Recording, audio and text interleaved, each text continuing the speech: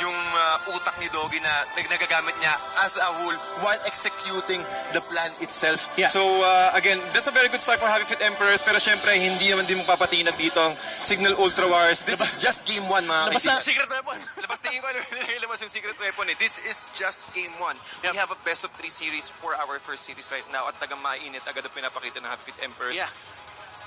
It is, if you're going to well, sabihin ko na, if you're going to compare the performance of Happy Feet Emperors, yung pinakauna, well, maganda rin yung start nila, but this is more impact.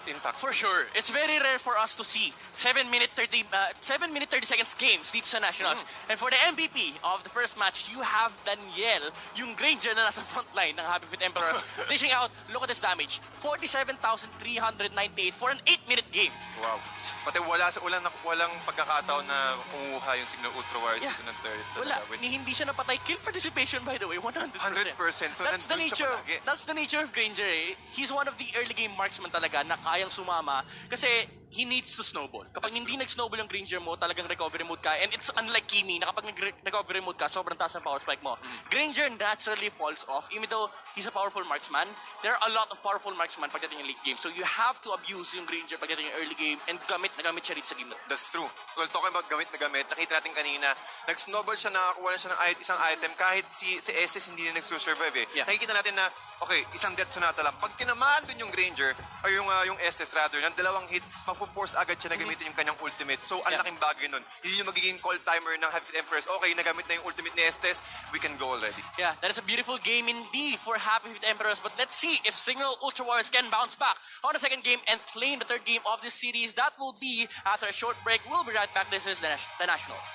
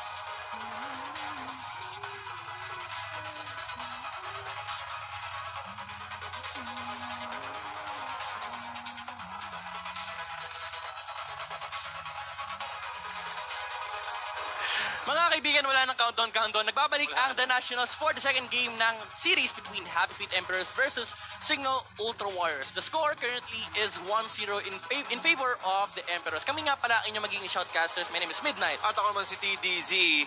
At kita naman natin talaga, proud ako kay Utol, Tol.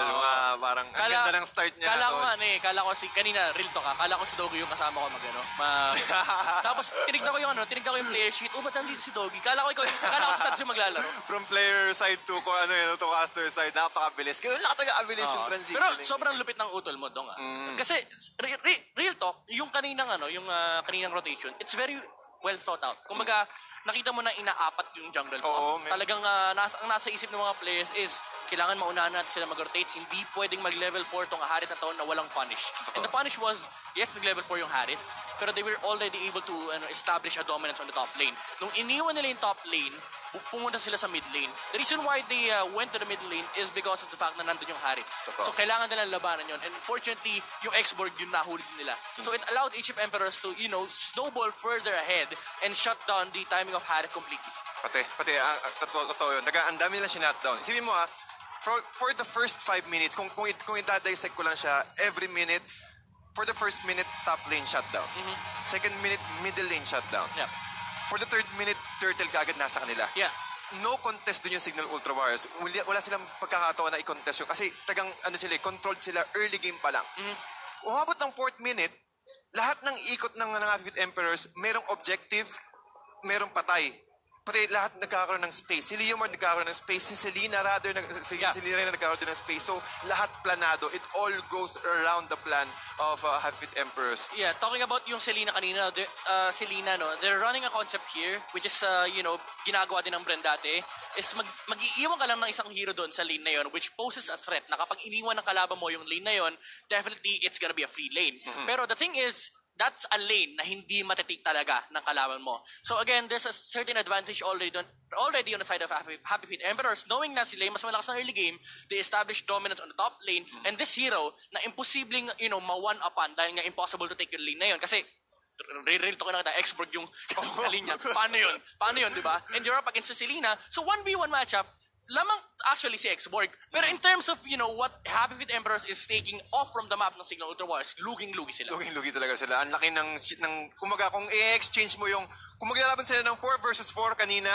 mas okay na i-4 versus 4 na wala yung X-Borg. Diba? Yeah. Ang laking impact naman. Pero ito nga mga kaibigan, para hindi na tayo mabitin pa, this is the second game of our first series today for our first day of our second conference. Ang dami ko sinabing numbers. Pero Signal Ultra Warriors playing on the blue side. Happy Feet Emperors on the red side, mga kaibigan. Second, Second conference, first day. First day. First series.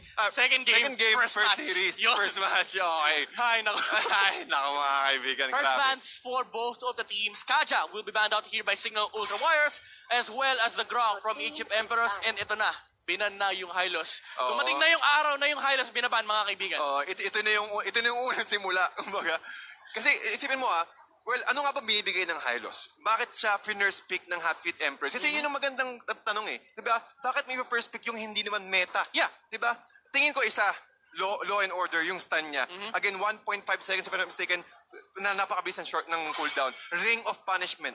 Yun yung aura na lumalabas na kapag pag bumabalik ka sa Ring of Punishment, yung slow niya, hindi lang movement slow, meron siyang attack speed na stackable siya. Plus the Glorious Pathway. Yeah. Hindi man siya disabled, but the slow will really give you a lot of catch. Plus on top of the Numinon Blast, with the slow of Numinon Blast, ang laking factor talaga. Yeah. What I can say about Hylos is it falls on the same archetype of Minotaur. Kasi it's one of those heroes na hindi mo kayang patayin or hindi mo pwedeng patayin kasi mapahamak ka. The nature of those heroes they're so tanky, di ba? So Hylos, Minotaur, even Akai, na kapag hindi mo pinansin, okay lang. Pero the nature of the team fight is kailangan mong pansin itong taon to kasi he delivers a lot. Dami. So hindi mo siyang pinapansin, pero nararamdaman mo yung effects niya. Indeed. Pati yung uptime niya, yung taken blood niya, kahit wala siyang mana, yung HP yung gumagawas. Pero look, going back to our draft, mga kaibigan, Akai and also the Grok ban for Happy Feet Emperors. At nakita natin to kanina. This might be almost the same with the current draft. But hindi pa naman sinisecure yung hero ni Aaron dito. Pero nakita natin yung impact ng Selena ng Happy Feet Emperors kanina. Bad matchup, Selena Kufra. Pero the idea is yung nature ng isang Kufra draft. It is heavily countered by Selena and Lolita. Kasi one way to look at this lineup from a Happy Feet Emperors is that they just want to engage. If you ever engage against them, yung disengage potential nila sobrang taas. Again, that's a Lolita that you're playing against. Kahit pa sabihin mo meron kang Kufra, if you don't catch this Lolita at hindi mo siya mapatay, you're gonna be facing a lot of problems kasi magdidikit-dikit kayo para mapatayin yung target Even if malambot lang si Selena, kailangan yung dikitan tong hero na to para mamatay. And medyo mobile din siya, so kailangan nyo talaga siya ma-burst. If again, hindi nyo mahuli si Lolita, ang taas ng punish with Aluminum Blast. Indeed. Pati yung protection niya, yung energy core na pwede niya ibigay sa mga core heroes every single time na available yung passive niya na yun. And with that, yung mobility ng charge niya. Yeah. You have the jump, you have the flicker, and you also have that jump stun na pwede pangkabit. So, kahit yung backlines ng Signal Ultra Wars dito, for example, si Granger nga, isa yun sa mga, isa siya, si Lolita sa mga hero na pwedeng gumawa ng gano'n kasi sobrang kunat nga rin naman Exactly. You know, I have a problem with the Tams pick talaga sa blue side kasi it's always countered by the red side. If you're looking at the red side naman, pwede mo i-pick yung Tams sa last pick kasi mababan out yung carry. Ngayon, Signal Ultra Warriors, they wanted the Tams pero in-insta-pickan sila ng carry. Age of Emperors. Yes, again, the light will mark, mga kaibigan, that the pure damage. Kasi kumbaga, kahit, sige, mataas yung life steal mo, mataas yung Covenant Inferno mo ko, pero kaya mo bang humabol sa bilis ng light will mark ko? So very very hard matchup already for the Thams. So I don't think na hindi nila in-expect yung carry. I think Signal Ultra Wars, they just wanted to play the Thams and alam nila na lalabas yung carry dito. So already setting up the answer, banning out the Teresa para walang taga-protecta dito kay carry. At the same time, prepping kung ano man yung ipipick nila dito for the last 2 picks. Pero Age of Emperors, banning out the X-Borg and possibly picking up the Cho. Yep, Cho is really good. Again, nakita natin, umaga ang laking impact Happy Feet Emperors understand na okay, meron silang Kufra, meron silang Tams. Pero ano yung main priority dito? Which is yung Granger. Yeah. Kapag laging busy yung Granger, laging yung nasa isip niya, ang daming catch ng Happy Feet Emperors dito. Minsan, nako-caught off guard siya, nami-miss position siya. Kapag ang Granger hindi nakagamit ng skills gamit ng kanyang Rhapsody or Death Sonata, well, yung normal attacks niya hindi man ganun kabilis Yun yung weakness ng Granger That is already enough. Pero sagot naman ng Signal Ultra Wars dito, okay, sige, kung gusto nyo mabilisan, meron din kami mas mabilis, which is the Gusion. Ang tapang nito, Gusion. Pero it's a very good pick, knowing na kailangan nila ng burst damage. Again, we talk about how they need to execute their team fights against Age of Emperors. They need to burst down their targets. Kaya naging problema kanina kasi walang timing yung Harit. So in this game, meron silang pang burst kay Selena, kay Gary, even the Cho. Pero the thing about this Gusion pick, kaya ako nasabing matapang, it's against the Lolita and the Cho. Oo, totoo yun. Ang dami nilang catch. Kapag nahuli ka ng isang stun, most probably, the way how Happy Feet Emperors use their stuns earlier, the way na pwede lang pagsunod-sunurin na stun lock is napakalaking threat nun para sa isang Gusion. So I really do understand. But Happy Feet Emperors now securing a last pick Ruby. Alam mo yung masasabi ko rito sa pick na to? Ito yung pag nahuli ka, akin ka. Oo. Literal. Wala ka ng kawala, wala ka ng escape. Si Tisanya rito, pag nakita niya yung Ruby, takbo. Kasi kahit pa sabihin natin pwede niya ma-burst yung Ruby, kapag nabuhay yan, matik patay yung Gusion. Oo. Wala tagang takas. Pati, more on, ito yung magiging crowd control ng Happy Feet Emperors dito. Ang dami nilang pang control They have the Numinon Blast. They have the ultimate. Yung don't run, nakalimutan sa, Runaway Wolf King. Don't run away Wolf King. Ang dami niyang pwedeng control for Happy Feet Emperors. But still, the main objective is for them to take down all the core heroes of Signal Ultra Wars. Which is also the same din naman sa side ng Signal Ultra Wars. Yeah. But the thing is, how can you catch the carry kapag umabot na kayo ng late game? Yeah, and even if sabihin natin maging equal yung game dito and nakakapag-push yung Signal Ultra Warriors, just look at the turret damage that they can dish out. It's heavily favored on the side of Happy Feet Emperors because they have the carry and they have the Ruby. Even though Ruby hindi siya nagpo-push, medyo parang lane threatening hero to More on sustaining the lane talaga. Lane ka... Kapag nasa-sustain mo kasi yung lane mo, mga kaibigan, talagang mga mahihirapan yung kalaban na i-maintain, na mag-delegate ng isa, napakaganda. Oh my God, inabangan. Ito yung classic maneuver ng Franco na talaga nire-reset niya lang yung buff na tinitake ng kalaban niya.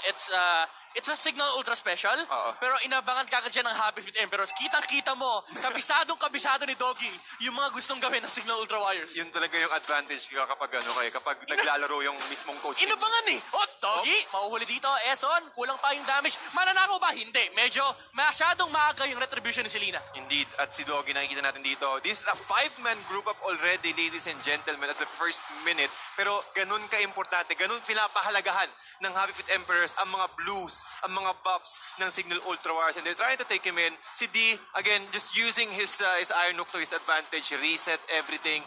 Kung sakaling hindi mo ma-reset, talagang at least makapag-dish out ng damage para sa mga heroes. Yep, and nakita natin kanina, sa may top lane, Happy Feet Emperors, they wanted to take more resources on the side of Signal Ultra Wars. Unfortunately, hindi tumama, hindi kumunik yung R dito kay Franco. It would have been a kill kasi tatlo yung nandun sa may top lane for HF Emperors. And this gives the farming space for Signal Ultra Wars, pero lalabo pa rin talaga yung HF Emperors dito. Nahuli nila si Pew, pero makapag-flicker siya dito. Energy delikado, pero that's Joe! That's a Joe na sobrang mobile. And si Vern pa nga yung may iwan dito, pero ito na yung mga tropa niya, mga kaibigan. Emperors will fight back. That's will fall, mga kaibigan. Eson should follow, pero si Granger on backup view will be able to lay down the Joe and isamo pa si Lolita. At si Lolita nga mukhang makakapatay pa siya. But again, Daniel getting that double kill. And I think he went for a bounty hunter dito. Mukhang sakong-sakto yung design niya. With Sexy a nice naman charge nun! para kay Aaron. With the flicker and the punish. Okay, Oh gusto mo my sumulog God. sa loob, pagbibigyan kita. Kasi problema, hindi nila anticipate na meron nga pa naman flicker itong si Selena. At yun yung hirap kay Selena eh. Sobrang mobile niya, plus the flicker, ang laking bagay. Naka-flicker pala siya. So kanina yung retry na nakita ko kanina. Siguro kay design niya yung kanina. Or is that Tagarot? Yung ginawa niya kanina. Kasi tingin ko parang, mukha siyang flicker kanina. Pero makikita natin yan mamaya mga kaibigan. And Daniel, again with the bounty hunter, that's 160 additional gold para sa kanyang bank ngayon mga kaibigan. At ang laking impact niyan. Sinasabi nga naman natin, kapag may carry ka, okay, early game, kailangan mo talagang magbigay ng space para kay carry. Pero pag nakakuha siya ng isa o kahit dalawang core item, it's already go time. Yeah. Eso dito, handling the Sams. This time, on the Franco, nakikita natin yung effects ng Signal Ultra Wars dito. Even though hindi si Eson yung naglalaro, the Franco is being put up to use by Signal Ultra Wars. Unfortunately, hindi lang talaga kumonek yung kill kay Selena on the top lane. They would have wanted to catch the Selena off the garot, tapos makagat ni Franco. Unfortunately, talagang na-outplay sila ni Daniel ni Aaron sa may top lane. Ang ganda ng pagkakaikot dito ng both teams natin. Medyo kakaiba. Well, it's really different from our game 1. But looking at the items here, Granger almost going for the Raptor Machete now. Again, speed boots para kay Franco. Sagang more on rotation, just providing information for the rest of his team kung ilan yung taong nandun, ano yung magiging next objective natin. But again, with a nice charge from Ben, popping up yung kanyang incandescence from the Gusion. Again, pag nahuli kasi na Ruby tapos ang buhay mo, that's the nature of that hero. Kapag hindi mo nagagawa na sa Ruby, mag-isip-isip ka na ng buhay mo. Ganun talaga yung nature nitong hero nito. Pero looking at the items kanina na binili ng ating mga teams, they're doing 2 mask setup lamang. So again, the nature of the meta is nagbago na. They're doing a lot of group ups now compared to the controlling 3 lanes before na ina-abuse yung 3 mask. Ngayon, it gives a lot of advantage. The reason why it's heavily contested yung 2 mask versus 3 mask setup natin kasi nakita naman natin kanina, di ba? Yung ginawa ni Doggy ng Happy Feet Emperors nung game 1 na may isang hero lang talaga na nagsusustain ng isang lane tapos nag-group up yung apat. Kapag nag-3 mask setup kasi kayo, may mamumulubi dun sa apat na yun. Pati kung 4-man rotation talaga, mas efficient talaga kung dalawa lang eh. Kumbaga parang dalawa yung nagpa-farm, plus meron pang isa hero nagpa-farm sa bottom lane na magiging static. And one idea kasi is that one tank should get an early level 4. Kasi kapag yung dalawang tank mo, nakadalawang mask, yung mga cores mo, yes, level 5, level 6, or sabihin natin level 7, tapos yung tanks mo naman level 3, ang hina kasi ng teamfight. Yeah. So yung isang support na hindi naman kailangan mag-level 4, siya yung bumibili ng mask. Oo, napakagandang analysis yun with coming from Midnight. And of course, ladies and gentlemen, Happy Feet Emperors, mukhang sila na, mukhang nakaramdam sila na, okay, tingin ko wala dito yung Signal Ultra Warriors. They will go for the turtle, but J here on a very tight situation. Bouncing ball plus the Rhapsody and the Death Sonata. Si Bernman mukhang nakapag-arrival pa siya, but there's not enough damage. Si D is nagtatago na rin sa may... in the lane, Eson dito being cut out here by Happy Feet Emperors and mukhang mapatay siya dito, even though he has used the Continental Inferno, pero sa may bottom lane nakapag-set up pa ng Numinum Blast, hindi maaabot siya dito ng Gusion dito, and Granger will be able to take him down. Pero look at the middle lane, Happy Feet Emperors, hindi sila papatinag. 2 turns kagad yung binabanatan nila dito. Tumama yung arrow dito on the arrival. Hindi tinaming yun, hindi nakikita yung arrival, by the way. Nakikita yung arrival. Hindi tinaming yun, talagang pang-scout lang yung arrow na yun. Pati siya, well anticipated. Yun yung perks, well mga kaibigan. Since this is kailangan natin i-explain, kumbaga parang give further information about the arrival. So, arrival kasi, mga kaibigan, hindi siya nakasunod sa description na yung target is magiging immune maging invulnerable siya. So, again, you can use that Dono Towers para at least meron kang enough time or enough moment para ma-defend yung towers ninyo. Since it's on top lane, Mandisanya trying to burst out a lot of enemy heroes but doesn't have any space at all. Pumulutong ba siya? Daniel getting that endless battle at mukhang magpupulasan din muna, hindi na enough. That is already okay. 17 seconds na wala yung cushion, ang dami niyong pwedeng gawin yan. So yung sinasabi ni Kuya Tats kanina, kasi naramdaman ng Happy Feet Emperors na parang ang kunat ng Tore. Ang kunat ng Tore. Hindi na mabukasan na. Parahin ko nga, baka may hero magpakita bigla. Oops! Oh, Yung yun dito, ako, numero blast, may flicker ba? Aabot ba? Hindi na kinailangan kinasa! Hindi! Ako, si Doggy, mga kaibigan ng Happy Feet Emperors, nagkahabol pa sila dito. Aaron, needs to back off. Ito na si Eson. Pitakotra na Inferno, pero nakatakbo pa rin siya. Pero mapatay siya ni Kufra. And Eson dito nasa delikado. Renjay will be able to stay him down. And hindi pa tapos ang Emperor's Stats. Will be the last target na mapapatay nila. Pero lalaban pa rin. Si Desanya rito, mapapatay niya si Lolita. Pero nakuha na nila. Si Kufra, look at Desanya with it. And incandescence! Mga kaibigan, napatay pa niya. Yung isa sa Happy Feet Emperors, pero hindi pa rin tapos yung laban, naghahabol pa. Sila Daniel dito, Kari, wants more kill, pero na-shutdown siya ng Gusion. Bakit nyo binibigyan ng kill yung Gusion, mga kaibigan? Pero yan na, napatay na siya ni Doki rito. Pero that's gonna be a big punish on the side of Signal Ultra Warriors. Oh my God, Happy Feet Emperors overstaying their welcome, Tats. Again, ladies and gentlemen, iba talaga kapag nakakalamity Reaper ka. Plus the Dagger Specialist passive from Gusion. Kapag naka-burst out ka ng, yung ano lang, kasi hindi mo na kailangan mag-10 Dagger Slaughter ng, ng combo na yun eh. As long as mapatama mo yung normal attack mo, once meron kang stack ng Dagger Specialist, ang laki na ng damage. And that is enough. Pati, we've noticed how patient Desanya is. Sa paggamit niya ng Gusion, hindi siya nagmamadali, hindi siya agad burst ng numbers. Alam niya na kailangan niya lang maghintay ng kanyang cooldown and he can just go again afterwards. And he's very confident na kapag kulang na yung firepower ng Happy Feet Emperors, he's gonna be able to control the damage na i-dish nila kasi meron siyang beast killer dito, so it allows him to play very aggressive. But hold that thought, Aaron dito, tumama na naman yung paa. Nahuli na naman siya ni Doggy dito, Tets. Siya pa yung nahuli dito, mapapatay yung Kufra. That's gonna be a kill for the Selena. And naghahabol pa yung Emperors dito. Makakakita pa ba sila ng isa kinasana yung Shadow Blade Slaughter? Ay, yung Sword Spike. yung sword spike. Yep, few on the front lines on si Burns naman. Tumama yung arrow dito pero walang follow-up. Pero enough na yun para makuha nila at masecure nila ang turtle on the side of Happy Feet Emperors. And take note, ladies and gentlemen, na at mukhang si Selena pa nga yata nakakuha ng turtle buff. Indeed, with that burst potential, ang laki. Kung parang kailangan mo na mag-ingat dito. Kapag tinamaan ka ng isang abyssal arrow, plus with the Soul Eater and the Garrote combination, kahit yung tank magme-melt dito. Alam mo yung tawag doon, yung normal na Filipino term, finish. Finish na. Finish na. Finish na. Kumbaga, pero yun lang talaga eh. Yun ang hirap eh. Kumbaga, pag Selena ka, kailangan mo muna makatama talaga ng araw. Siya yung hero na hindi mo muna kailangan, parang ganun lang nga mga kaibigan. May magnet talaga yung pana ni Aaron dito. Vern on the backlines. Out siya. Dito, pero tinamaan ng arrow from the Selena. That's gonna dissuade Signal Ultrawise from getting into the team fight. Pero nag-ahabol naman ng Happy Feet Emperor. Sabi niya, bawal kita magpo. Pero there comes a punch from Desanya with the incandescence as well as the Shadow Blade Slaughter. Pero kulang talaga yung firepower nila dito. Desanya doing his best. Pero hindi pa rin nila mapatay si Vern dito. Tsaka si Aaron. At ang ganda ng ginawa dito ni Tets. Talagang pinoprotektahan niya lang. Okay, gusto mong, rather hold that thought. Sa bottom lane naman, Daniel again with this endless battle. Talagang pinupushback dito si Tams. And wala na makakapigil. We will take down another turret away from Signal Ultrawars. And looking at our items, mga kaibigan, tingin ko, he might go for a lightning truncheon for the cushion pagkatapos. Tingin ko, ramdam mo na yung sakit ng Shadow Blade Slow. So kahit ano pa lang, yung Calamity Reaper plus the Beast Killer pa lang eh.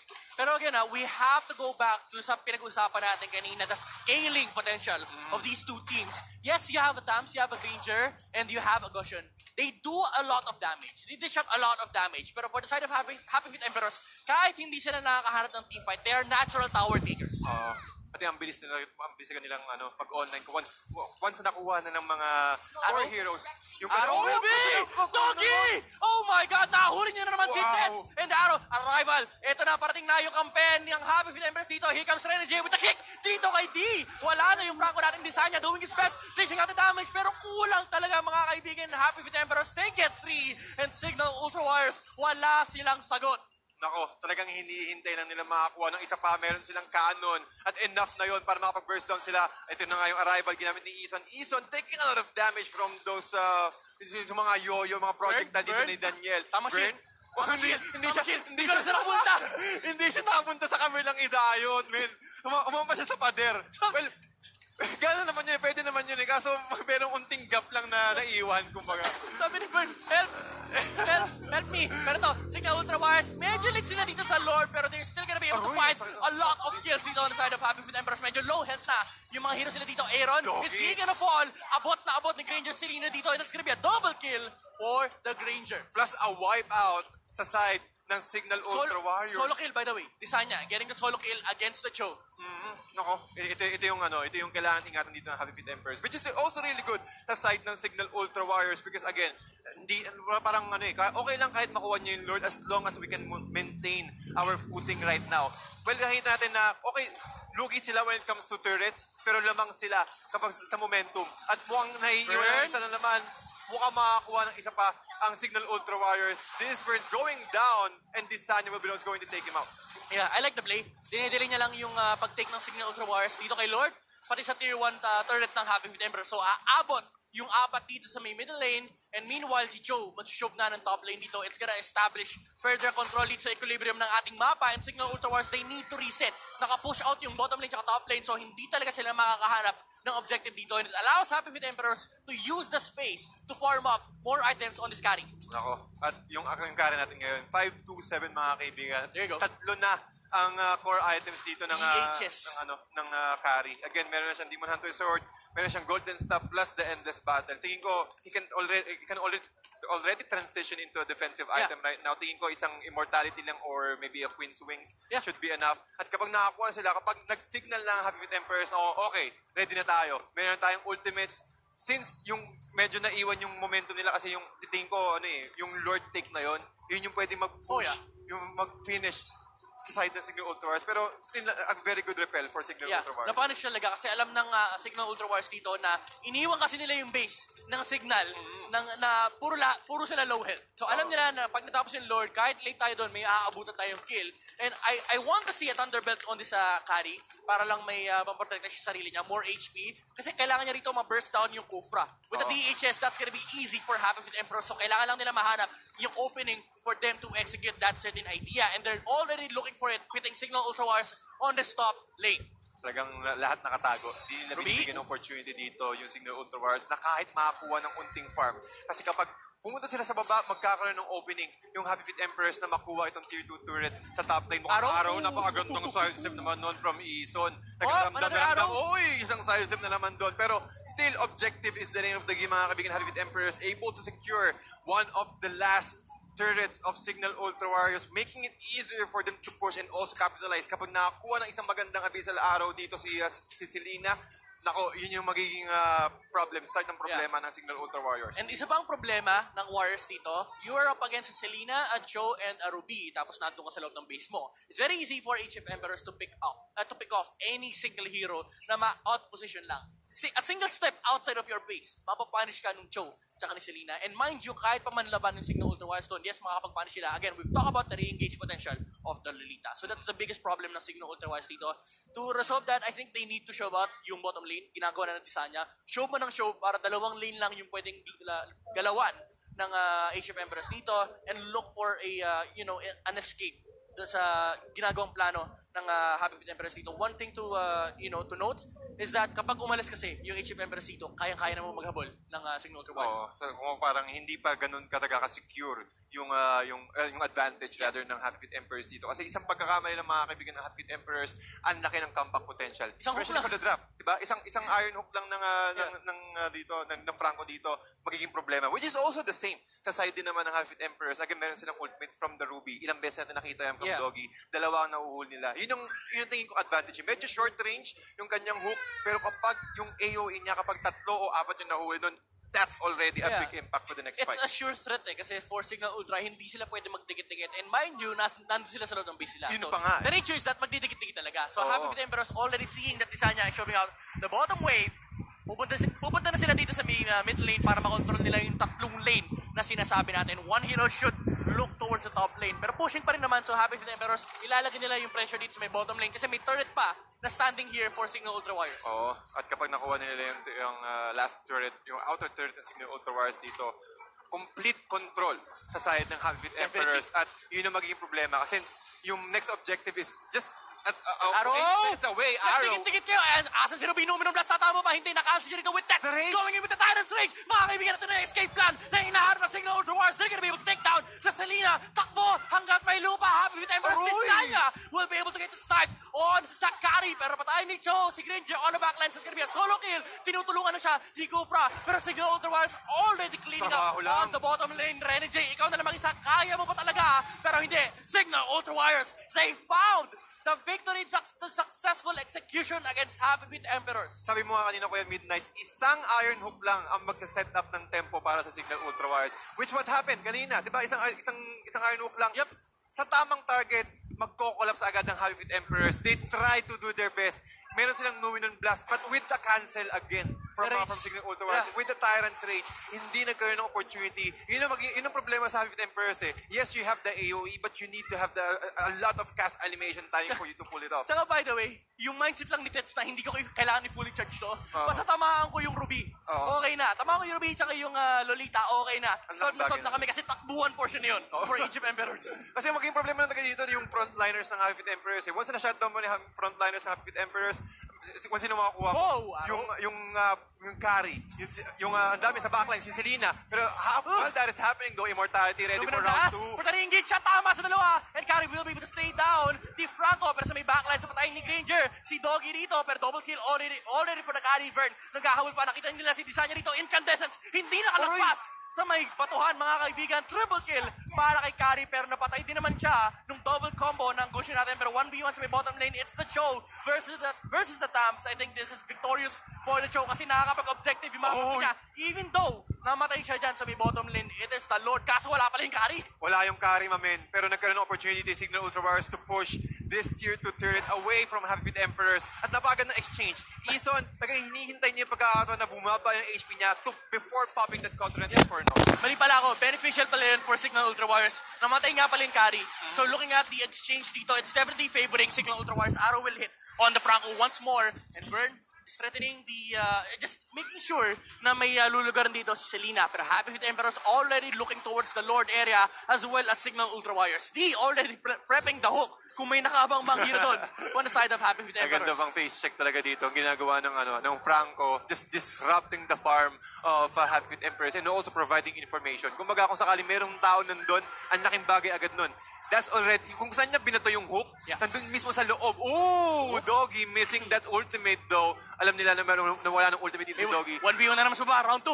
Round 2, Cho man. versus Tams. Pero that's a big information for Signal Ultra Warriors. Walang Cho dito sa area na to. Hook? Nako, kumbaga ano to eh, ito yung portion na ambahan portion na tipong lahat maghihintay na magandang initiation and habang nangyaring bouncing ball, but Doggy able to run away at si Vern nandun din naman blocking that iron hook with the Guardian's Barrier. Or again with the Bulwark rather. Age of Emperors dito going in. Alam nila, wala rin yung Tams dito. Cho is already using up the arrival, pero I think na-cancel ba? Oo, na-cancel man. Hindi niya ginaw. Since tingin ko, Naka-arrival yung Cho, no? priority. Naka-arrival yung Cho. Oo, Yes, alam ko naka-arrival na-arrival yung yung show. Cho. Kinancel ni ano. Nakita mo yung lakad ni Tams kanina?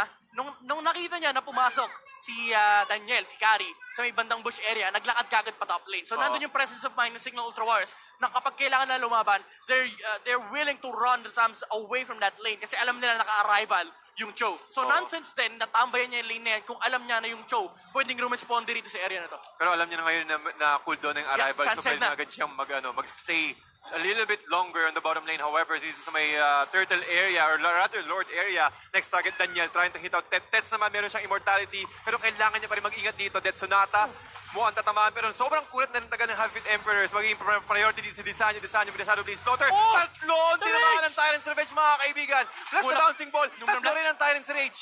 Nung blast na cancel and Desanya going in, napatayin na niya si Carrie dito and that's gonna be the double kill for Tagosyon. Isa-isa na natutunaw yung targets dito na Signal Ultra Warriors Happy Feet Emperors. Again, takbuhan na-cancel yung Numenum Blast kanina with the Tyrant's Rage. So wala nang team fight aspect na meron dito on the side of Happy Feet Emperors. Presence of mind, mga kaibigan, sa Signal Ultra Warriors. Just, hindi nila binabato yung mga skills nila ng ganun-ganun lang. Mag-react lang sila kapag may nakita silang threat. Just like so. Desanya goes in! kills the Selena, and Happy Feet Emperors can no longer defend against Signal Ultra Wars. Burn is gonna be the next target for Signal Ultra Wars dito, and double kill will be taken by the Goshen, and sa loob na ng base, magse-celebrate ang Warriors as they are gonna be able to force out the third game of our series. Lisanya, mamen. Mainit si Lisanya. Kumbaga, nakita niya kanina, okay, nag-emote kayo kanina early game. Mag-emotes din kami ng late game. Pero, again, we're talking about the comeback kings. Wag na wag niyong kakalimutan. Yep. Sila ang comeback kings. Alam nila kung anong priority. Sanay sila sa mga ganitong late game potential na laro. Tingin ko yun din ang yun din ang naging challenge sa Signal Ultra Wars kanina ng first game. Kasi sa sobrang bilis ng ikot ng Happy Emperors, hindi nila na-anticipate. Pero ngayon, meron silang idea, na-download na nila kung paano maglaro ng Happy Emperors. Ano ang replay kanina? Diba? Yung replay kanina, alam nila kung paano gumalaw, alam nila kung paano laruin yung Happy Emperors ngayon. So now that they have the advantage. And I have to commend si Tats dito. Every single time na nakikita niya yung Numenon Dash, hindi nga umaabot ng isang segundo yung charge. Oo, man. Talagang alam niya na kapag kaya niyang talunan ng Tyrant's Rage yung Lolita, kasi yun yung re-engage mo. So for Happy Feet Emperors, ang mindset nila, hindi pwedeng mahuli yung Lolita. Pero every single team fight na pinapanalo ng Signal Ultra Warriors, tinatamaan ng Tyrant's Rage si Burn. Oo. So kahit ikas niya yung Numenon Blast, kaya kasi siyang patayin doon sa duration na naka-lockdown siya. Kasi again, Signal Ultra Wars, they've drafted around burst damages, especially on the Goshen dito kay Disanya. So hindi malaking problema kapag natalunan nila si Burn, that's a team fight that they are willing to take 100%. Oo. Pati, tingin ko, ang ganda ng pagkaka-third pick dito, or rather fourth pick Goshen dito. 13-4-7 mga kaibigan ang KDA dito in Disanya, and we've seen how strong this Goshen is. Early game pa lang, ang item niya palang Beast Killer, tapos meron agad siyang Calamity Reaper. Enough na yun. Yeah. Responde ka agad siya. Alam niya, tiwala siya sa teammates niya na, okay, si D nandyan palagi para gamitin yung Bloody Hunt niya. Kung sakaling ma-out of position si Disanya, hindi rin siya nagsisecond thought na, okay, iipunin ko tong, hindi ko isisave ko tong incandescence ko for you to engage. He can also use it to disengage. Yeah, and by the way, kaya hindi nalaro ng Happy Feet Emperors yung carry game. The reason why talagang kulang sa damage is laging patay yung carry. Oo. And that is on the hands of Disanya. Lagi niya nahanap yung incandescence combo kay Daniel.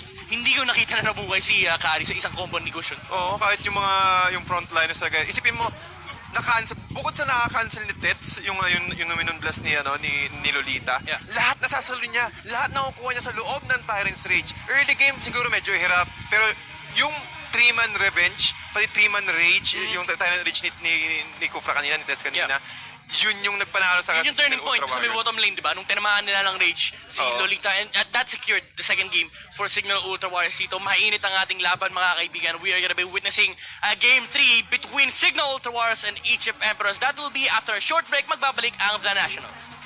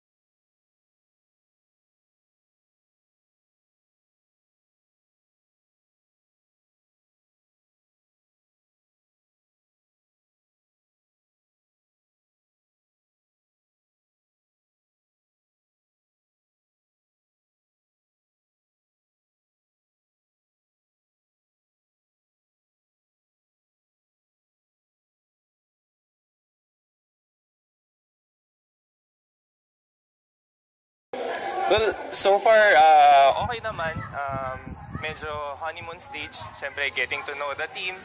And ako yung stranger ngayon, di ba? So, what's good is, sila, group talaga sila. So, solid na sila. So, ako na lang yung kailangan makilala sila, ganyan. And then, so, okay naman so far. Of course, we have a coach and a manager sa isang team. Can you like differentiate that in your own terms? Okay, so coach basically siya yung more on strategy. But yung manager, I'm just overlooking kung kunwari everything they need nandun. And then also checking also sa time ng practices nila, ganyan. Everything that they need para ma-achieve nila yung goals nila. Here in the Nationals, we have like 5 months na inantay para dito sa Conference 2. Ano naman yung mga ginawa niyong preparations dun sa 5 months pa na yun going here into the second conference of the Nationals? Actually, hindi ganon kadami yung naging preparations because syempre dami silang tournaments na sinalihan. And we all know what happened sa previous tournament na yun. And so, basically, naging preparation after that is to refresh. So, actually, kagagaling lang din ng team building and that gave us new life, parang kumbaga. Yeah. And again, as a team manager, what do you think is the advantage of Signal Ultra Warriors against all the teams here in the Nationals? Well, like I said, yung team is solid na yan eh. Actually, among all the teams here sa the Nationals ngayon, our team is yung pinakabuo. And I think that will be their advantage going into the Nationals. And again, that is Jason from Signal Ultra Warriors, the manager of the team. And again, the score is 1-1. And later on, malalaman na natin. So once again, this is Happy Feet Emperors versus Signal Ultra Warriors Game 3. So on to our casters, let's go. Last game of the first series ng second conference. Ladies and gentlemen, Happy Feet Emperors versus Signal Ultra Warriors. What a series. This is turning out to be sobrang intense, mga kaibigan. Kami nga po pala ang inyong magiging shoutcasters. My name is Midnight. At ako naman si TDZ at talagang sobrang init, mamen. Talagang kung sakaling mag-jab doon kabila, yung isa mag-i-straight naman. Diba? Parang biglaan lang talaga. Alam mo, sa sobrang init, literal na tumulo yung pawis ko kanina habang. Kasi men, ako rin eh. yung intensity, na parang di ko alam kung sino mananalo eh. Pati yung pressure, kasi makikita mo, balikan eh. Yung first few minutes ng game 2 natin is talagang more on favorable sa Happy Feet Emperors. Eh. Kaso, alam naman natin yung Signal Ultra Warriors, they're one of the teams na talagang sobrang patient. Na talagang naghahanap sila ng opening. Ano yan eh, kung sino mas kalmado, siya yung mananalo ng late game. And sinabi nung manager kanina na ito yung team dito sa Nationals na buong-buo talaga, and you're gonna be able to, you are witnessing that already. Kasi yung fact lang na nagbigay ng isang opening, yung Happy Feet Emperors dito, the nature of Signal Ultra Warriors kasi is kapag nagbigay sa kanila, bubutasin nila yun hanggat kaya nila. And it allowed them to bounce back from that game. I think, for me personally, that game was uncomebackable na.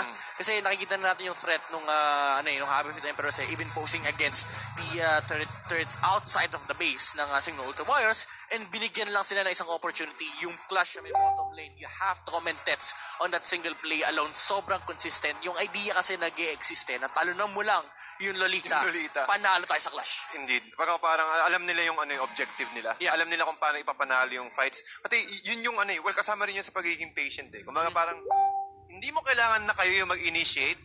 Hintayin mo na yung mismong Happy Feet Emperors mismo pumasok. At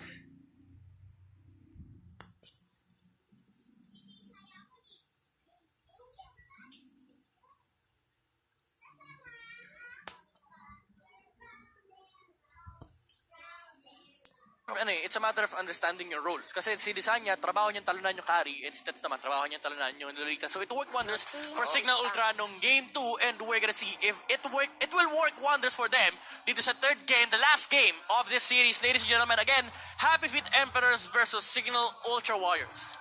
At parehas sila lang 1-1 para sa mga kapanood lang, mga kaibigan. At this is a game, a best of 3 game. And also, again, this is the biggest esports league in the country. You are watching the Nationals. Let's go into the draft right now. Grok has been removed. At siyempre, alam naman natin na talagang priority ban ang mga tanks ngayon. As you can see. Di talaga lulusot tong taong to. Hindi namin. Talagang malabo. Well, nakatanggap siya ng nerf recently. Yeah. Pero the play, the Grok is still the Grok eh. Yeah. Yung power of nature niya mas lalong sumakit. You know, I'll be honest with you, kasi si Grok, it removes a lot of openers in. Number one, di Kimi. Tanggal din sa draft dito pag tinanggal mo yung Grok. Number two, it provides you a lot of leeway pagdating sa mga openers. And this one, I really like. Kaja for Happy with Emperors. I think it poses a threat na makakapag-Gusion na naman. Yung, may lalabas na naman Gusion dito sa game na to. Mas possibly. Kasi, again, yun yung mga magandang pang-combos dito eh, ng Gusion eh. Kumbaga, as long as you can, tingin ko previous metas dati na kailangan talaga ng Gusion plus Kaja kasi kailangan mong hindi kailangan patamaan yung sword spike mo. But now, with the previous play from Desanya, how he utilizes his incandescence and also the second dash from the incandescence, tingin ko, parang more on catch yung magiging play dito ng Happy Emperors. Catch the priority hero first as soon as possible and then disengage. Yeah. Most probably, kapag ginagawa yung more of a late game-oriented draft eh. Ito, gusto ko talaga sa red side, you're able to pick Thams openly, kahit first pick. Kasi the nature of, the draft is that, yes, may carry pa na existing for the blue side, pero you don't want to reveal that as early as now. Kasi baka makontra yan, or worst case scenario, baka maubusan ka naman ng tanks dito. So, for Signal Ultra Wars, they realize that they can pick up the Thams ngayon. Kasi, compared to nung second game, yes, napick kayo ng carry. This time around, hindi sila mapipikan ng carry.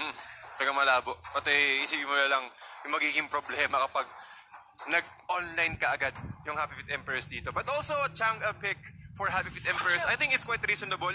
Kasi, well, kung sakali mag-Gusion sila, it's still okay. Pero, getting that safe side, yung safe na mage at the backline. Kasi magiging problema dito, magiging heavily reliant siya sa divine judgment ng Kaja. Yeah, Kasi hindi siya yung yung damage ng Chang sa early game nandun eh. Pero yung mahirap sumalalay sa meteor shower. Yeah. Yun ang magiging problema eh. Yeah, Kumbaga, napakadaling sidestepan yung meteor shower. Pero kailangan mo talaga ng divine judgment dito every single time para lang ma-secure na lahat ng meteor shower damage mo is tatama dun sa main target. Oh, they removed the carry already, Signal Ultra. They realized that there's a carry threat nga din naman on the side of Happy Feet Emperors. Claude and Terizda will be shown here by Happy Feet Emperors. I don't understand the Chang'e and Lolita.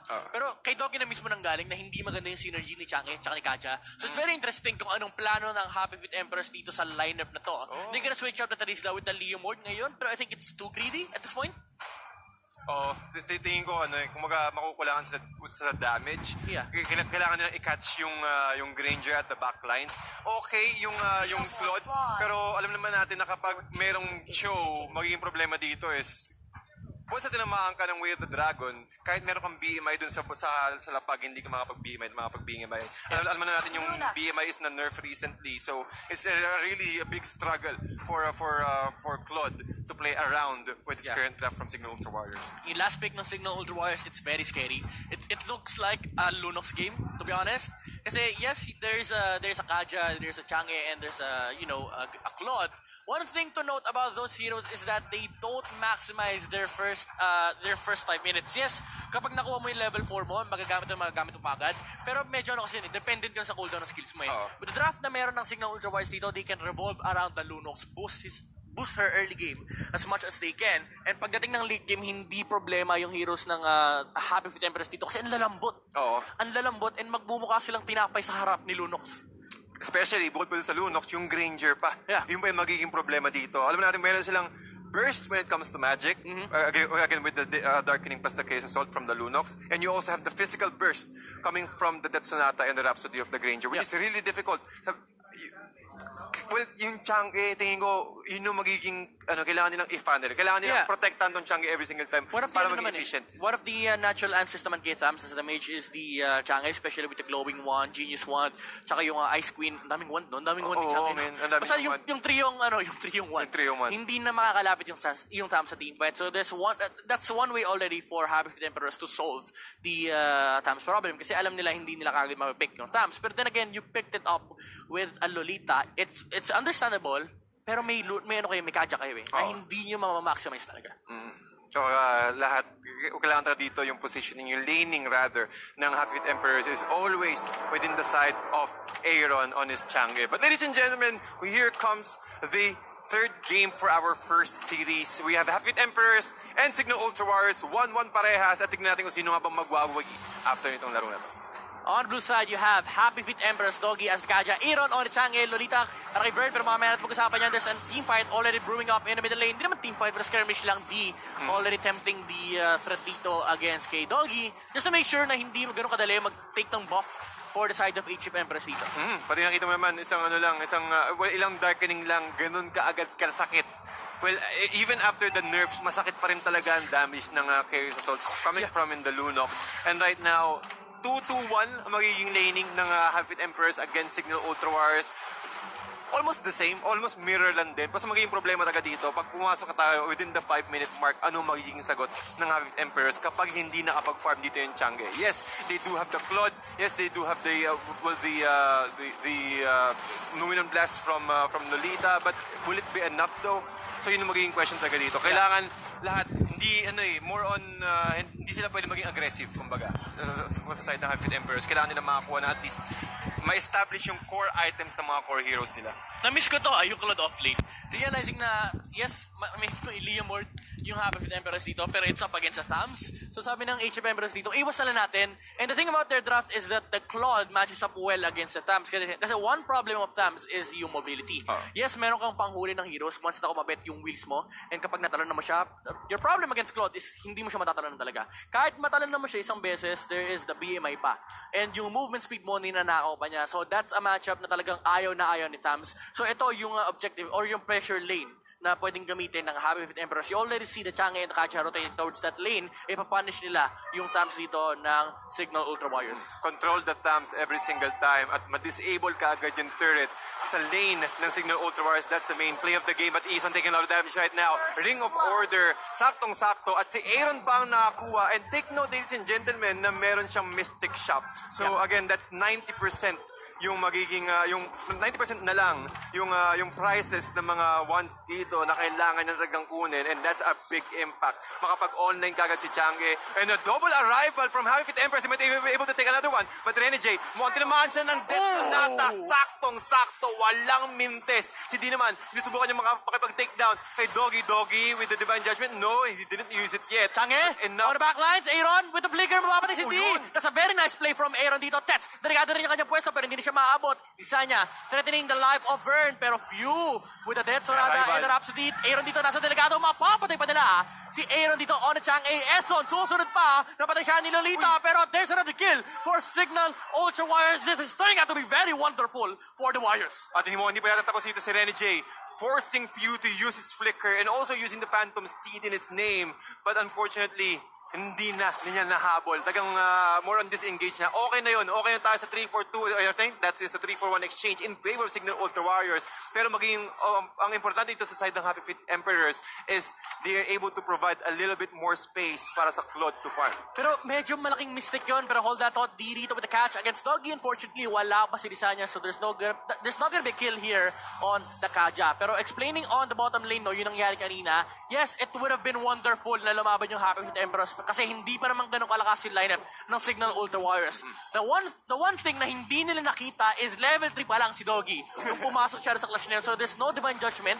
Wala silang pampatay kay Granger tsaka kay Lunok. So it allowed Signal Ultra Warriors to play with Eson. Arrival, yung ginamit niya ron sa creeps na yung sa minion, kaya nakahabol siya sa teamfight na yun, and it secured 3 kills for Signal Ultra Warriors. That's true. And momentum talaga ang labanan dito, mga kaibigan. If you're looking at the current draft for both teams, talagang, okay, heavily reliant sila when it comes to items bago sila mag-online. But with those early skirmishes, with the 1,000-pounder, and also with the Hurricane Dance locking down Rene J, mawala opportunity dito. No, cancel again! Na-cancel na naman! Napakagandang jump nun, Jit Kundo, at magkukuha din ng return dito, Meteor Shower plus the Divine Judgment sa side naman ng Happy Feet Emperors, pakpakan sa taas, pakpakan din sa baba, pero yung turret sa magiging main objective for both teams. This is where the draft comes out for Signal Ultra Warriors. Yes, nakakakuha kayo parehas na objectives, pero if you're gonna look at those heroes na meron ng each side, mas farming-oriented yung Signal Ultra Wires dito, and it's objective-based as well. Pero ito, lalaban ng Happy Emperors with the arrival coming in from Age of Emperors. Pero can you really fight against this line of Signal Ultra Wires? Handang-handa sila dito. Problem is, walang minion. So, dinatype nila yung turret dito. And si Doggy, threatening the Divine Judgment on the backline, pero wala pa. Cooldown pa. Cooldown pa at meron din information dito yung Signal Ultra Wires. Mapasok dito si Doggy sa loob ng brush area. D, just utilizing his cheat condo and also the Shunpo, trying to bait out Happy Feet Emperors. Lumapit kayo dito sa loob habang naghihintay dito si Tets sa loob ng Shrine area since they knew na nag-heavily commit na yung Happy Feet Emperors dito sa bottom lane. So what they are expecting, what they are thinking sa side sa utak ng Signal Ultra Wires, okay, mag-ready tayo. Because for sure, Happy Feet Emperors needs to do something while they're on the bottom lane. Yeah, and remember, kapag ginagamit ng Happy Feet Emperors yung skills nila, it gives Signal Ultra Warriors a farming space. And again, pinag-usapan natin kanina kung sino yung lumalamang kapag nakakakuha sila ng farm, mas mabilis mag-farm yung Happy Feet Emperors. Kasi meron silang Leomord dito. And the thing is, yung scaling kasi nila against yung Signal Ultra Warriors, it's not that great. Again, lahat sila malalambot sa mukha ni Lunok. So lahat ng nakukuha ng Signal Ultra Warriors dito, it just prepares them for the late game. Kahit pa sabihin natin ang malalakas yung heroes ng Happy Feet Emperors dito kapag meron silang skills, come the late game, mahuli ka lang ng Signal Ultra Warriors, ang bilis mo lang mamatay. Especially for the Lunox, pati sa Granger talaga. More on bursting out enemy heroes. At yung sustainability, well, again, nakikita natin agad yung rotations ng dalawang team talaga dito. Yeah. More on point more on preparation at na-execute nila. This is one of the reasons why na sobrang exciting, sobrang challenging. Masarap panoorin itong first series natin eh. Yung bato ng utak, hindi natin nakikita yung mata lang pati yung hand-eye coordination. Yung planning phase, especially for the coaches, the preparation for our second And conference. this is where Doggy comes in for Happy Feet Emperors now. In the specific game, kailangan ma-maximize nila every single rotation. There's already one wasted.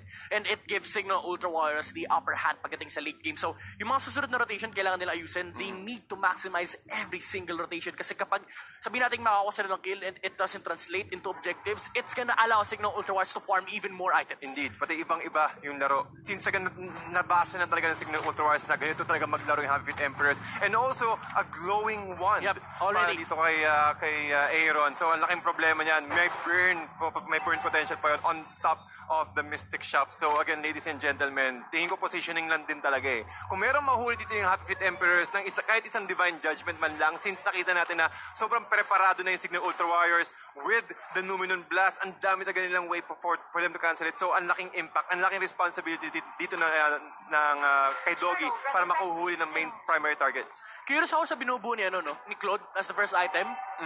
Is that gonna be a Demon Hunter Sword? Yeah, Demon Hunter Sword. Mag-online ka agad muna siya. Para mapatay niya agad yung Thumbs tsaka yung Akai. Pero Signal Ultra Warriors, they're already starting the turtle. Nakuha na ni Lunox so hindi aabot ng Age of Emperor for the contest. Pero what they can do is punish Signal Ultra Warriors. Mahuli siya nito. Kinasana yung Numenon Blast. Sumiligaw, tinamaan dalawa. Tapos gonna be a bonus. Hey, Team Fight 4, Happy Feet Emperors. Isama mo pa si Kaja pero hindi. Lalaban yung Lunox sa atin kahit mamatay na siya. Nakadalawa pa. Si Daniel. Oh my God. Si Daniel dito, Rene J, able to squeeze him away from the Hurricane. Dahil si Ison with the arrival. Rene J trying to run away though. Momentum para to slow down Ison, but few on the backlines as well. Trying to aim for Aaron. But the damage, the reach of the Rhapsody is not enough though. Pero usapang reach ba mga kaibigan, meron akong Meteor Shower, but the damage is still not enough. Grabe. Hindi pa enough yung damage yung item niya. Inaabangan niya si Aaron dito. Question is the damage really there? Oh, nakontas na yung buff. Pero grabe yung confidence ni Disanya doon. Nahuli sila ng Numenon Blast. It looked like a disaster team fight already for Signal Ultra Warriors. Pero tinatagan niya lang yung kamay niya. Mag-ML lang ako. Nakadalawa pa siya bago siya mamatay. Talagang talaga. Well, as long as you have the presence of mind na think ko yun eh, parang calculated parang damage. Kung okay lang, hanggang ganito lang yung damage na kayang gawin. busy yung mga core heroes. Exactly. Hindi, wala tagang damage na pwedeng i-follow up dun sa Numinum. Sabi ng Happy Feet Emperors, taga lumaban. Lumaban yata, mukhang mali. Nahuli si Bern dito. Signal Ultra Warriors, they're dictating the pace of the game right now. Hindi tumama yung huling death sonata, pero it's okay. They're gonna back off at this moment. Di, mukhang mahuhuli pa siya ni Leomar dito, pero where is the catch once more? Doggy is threatening Tats dito, pero with the flicker out, makakatakbo na ata ang Signal Ultra Warriors. Flicker, huli! Doggy nahuli! Naku po yung Granger! Sa dami-dami mahuhuli dito yung Granger pa. Si D, makakatakbo ata, and Aaron will not be able to get the kill. Daniel, with a BMI in, blazing the white, mamamatay pa si D. Oh, naku po, butikan. Hindi na. Mukhang merong Order of Brilliance from the Lunox at mukhang mag-i-engage yata ulit sila. Signal Ultra Warriors. They need to play carefully though. Their HP is not really looking fine at the moment. Vern and also the rest of the crew from Happy Emperors will now transition to the middle lane and try to take down the tier 2 turret. Ang laking miss nung Death Sonata. That team fight would never happen kung tumama yung Death Sonata Oo. ni Few kay Vern. Pero I like the item choice ni Lunox dito. He went for the concentrated energy first kasi alam niya na kailangan niya lang tangkihin yung damage output ni Leomord dito at saka ni Chang'e. Kapag nagawa niya yun, there's the Order of Brilliance to sustain his HP and it will allow Few to have his space on the backlines para mapatay niya yung HF Emperors. Pero this is a big problem for them. Nakakuha ng HF Emperors yung turtle. Oo. At tingin ko si ano yata nakakuha no? Si Claude. No. Si Aaron. So, ang laking Chang'e. problema niyan. Yup, meteor Kumbaga, shower. Yung meteor shower niya talagang meteor na tol. Sakit Kumbaga, niya. yung literal na meteor talaga yung umaampas sa'yo na Meteor sobrang bath. dami, men. Nagiging meteor bath yan. Paliliguan ka Hindi talaga na shower, niya. men. Oo. Bath Yung shower na kasi talaga ano lang yan eh. Parang wisik-wisik Oo, na wisik-wisik lang. Yung Pag- bath may kasamang sabon, may Ayan na. kasamang toalya. Pero Ako. pag gawin, ang sakit! Naku po, napakasakit ng HF Empress dito. Nakahuli pa. Yung pinaka-importanting hero sa side ng Signal Ultra Warriors. Luminum Blast. Kasama rin agad. dito tama. Tets comes in. Pero ito na si Desanya. Lumalaban. Akai will fall. Pero sa may backlight, pinipitas nila. Really, Yung Jay, man. isa-isa yung Signal Ultra Warriors. Napatay pa si Lunox and makisa na lang si D on the Chua. Habulin siya ni Leomord. Aabot pa. Yung kabayo dito, sinipa palayo. And Rene J, mukhang mawawala ni kabayo dito and hindi na siya aabot. Or, Momentum. as I say that, grabe naman yung mga Wow. FF players natin. Dashes from Rene J.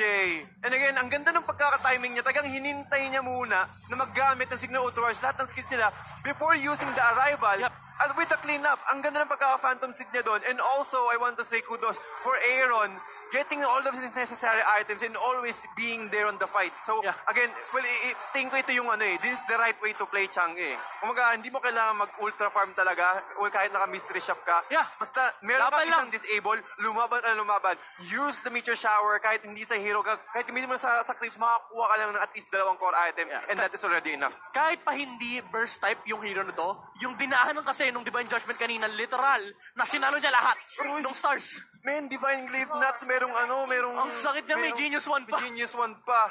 Ang sakit ng armor And penetration yan. sobrang commendable din nung ginawa ni Leomord kanina. Kung hindi mo mapatay yung Lunox, gamitan mo lang ng Phantom Steed. Just make sure na wala siya sa territory nung kakampi mo. And it forced out the brilliance. Kahit nakakuha siya ng kill, wala siya sa pwesto na gusto niyang makuha kasi kailangan niyang patayin yung Chang'e.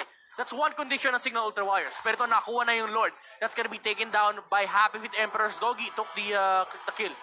And also, meron na tayong corrosion side sa side ng Claude dito. So, you can just easily kite every single members of Signal Ultra Warriors. Mga kubeta ng isa pa. Napakagandang tanong by Tess. Pero the isolation play, si Doggy. taking a lot of damage from the meteor shower. But not enough though. Si Rene J, mukhang hinabot si Pew. Try to run away. But Rene J taking a lot of damage. He will go down. Blazing duet! Napakasakit mula kay Claude. Mapapatay niya si Lunox sa may backlines dito. Hindi pa tapos. Si Akai na lang inatira. And 4 heroes down on the side of Signal Ultra Warriors. Happy Feet Emperors. They're gonna go inside the base of the Warriors and claim the 3rd game. Or will they? That's jumping in. And tapos meteor na. shower, man. Patay na si Akai. And this is the victory for the Emperors, ladies and gentlemen. Happy Feet Emperors. Talagang ano lang tuloy, kumbaga parang hinold up lang nila. Hold up, talagang patience from Happy Feet Emperors here. Showing that they can flex it out even within the pressure of Signal Ultra Warriors. Sobrang patient nila.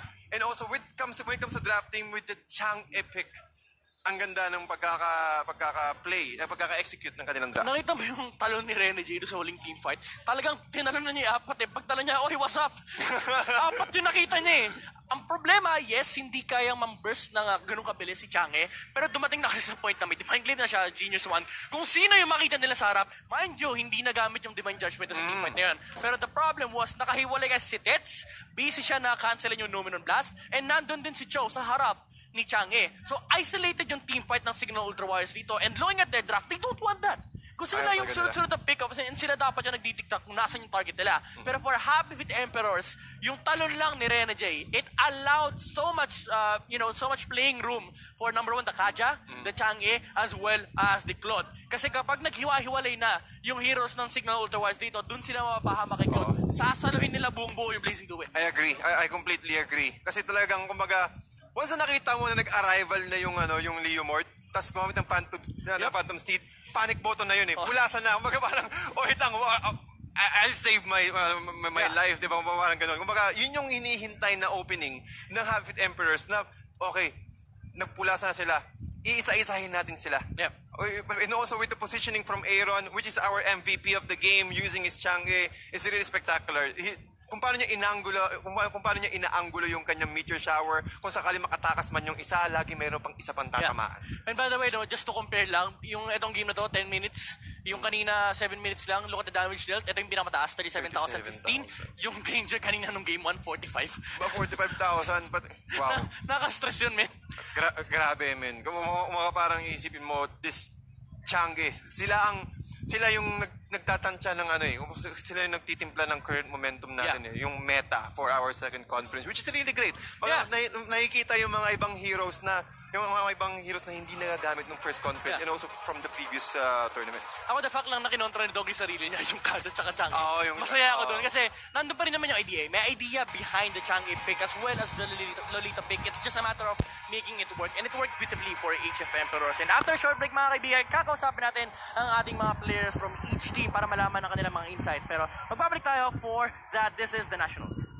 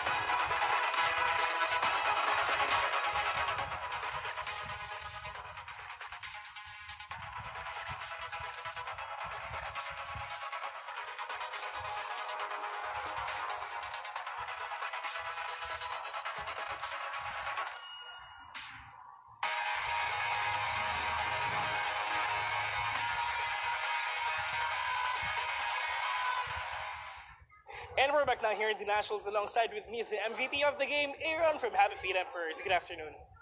Good afternoon po. Alright, so what do you think happened in the second game? Because first game, grabe, you really owned Signal Ocean Warriors with ang score nila is 11-1. Pero sa second game, medyo kinulang ata tayo ng mga vitamins. Ano kaya nangyari dun, sir? Yung second game po, yung ano namin, yung MM namin napitas. Yung hindi siya nakadikit sa Ruby. Kaya hindi siya na-protect, napitas ng Gusion. Pero ano yung mga ginawa ng adjustments para matalo ang Signal Ocean Warriors dun sa third game? Ano lang po, hindi na namin sinadjust yung pipik ng MM namin. Siya na po yung bahala yung kung anong gagamitin niya, carry bag, ranger, or Claude. Siya na po yung nag-adjust ng pick niya.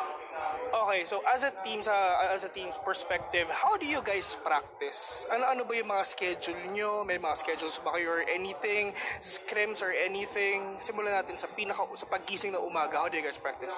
Gising po ng umaga, kakain, tas po mag-practice. Tapos pag magla-live si Boss Dogs, pa-practice din kami hanggang 12. Tapos pag, kunyari, wala akong pasok, magpa-practice kami hanggang 3 scrims. So like, ang sabi mo sa akin is wala kang pasok, so nag-aaral ka pa? Opo. Okay, ito yung gusto kong malaman din. How do you balance your time going into school and being a pro player? Ano lang naman po half day lang po kasi. Okay. Pag uwi ko ng school, magpa-practice po kami ng ML.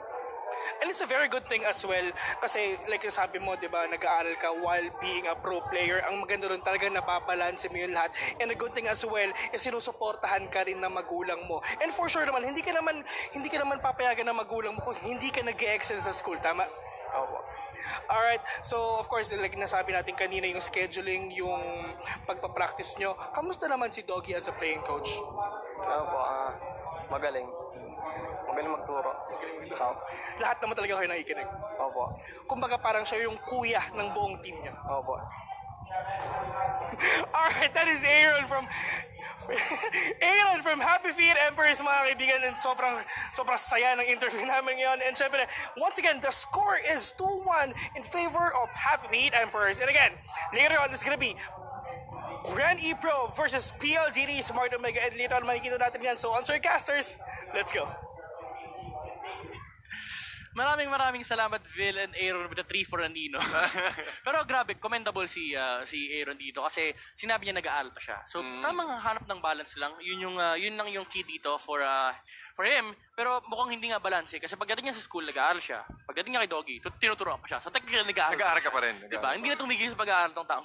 Pati tingin ko taga dyan, kung for sa mga aspiring na pro players, o mga gustong mag all out to ML, habang nag-aaral kayo, it's all about time management talaga. Yeah. Oh, by the way, di ba, itong roster na to, halos yung iba sa kanila, hindi pa nakakatingin talaga ng limelight. So, ano lang yan, it's a matter of finding your balance, tapos tuloy-tuloy lang ang progression, and someday, you will find Practice. yourself defeating Signal Ultra Warriors, di ba? Diba? Yung mga magandang pagkakataon. Kasi syempre, meron tayong mga picks eh. Malay mo, hindi yung pa-pick talaga eh. So, magandang manood ka. But syempre, here sa Nationals, panoorin mo kung paano gumalaw, panoorin mo yung mga idol mo kung paano sila mag-adjust. Maybe sooner or later, hindi mo naman malaya na Tinatalo mo yung idol mo. Natalo mo na, nakakasama mo na sila sa rank games at magkakaroon ka ng opportunity. But going back sa ating team standings, ladies and gentlemen, for our first update, we have 2-1, 2 points for Happy Emperors and Signal Ultra Warriors 1-1 as well. Yep, yan ang ating current update for the first series. So Happy Feet Emperors sitting comfortably on the top spot and they will likely maintain that spot if yung mga susunod na matches natin ay puro 2-1 din. And of course, mainit talaga yung mga susunod na bakbakan natin. Kung mainit yung first series natin, mainit din yung mga susunod pa. The next match will be PLDD Smart Omega against Grand E Pro. Yan ay isang storyline din na susundan nyo. And the last match din, may laban din. SDIE Olympians versus Suha Execration Punishers. So marami pa talaga tayong aabangan.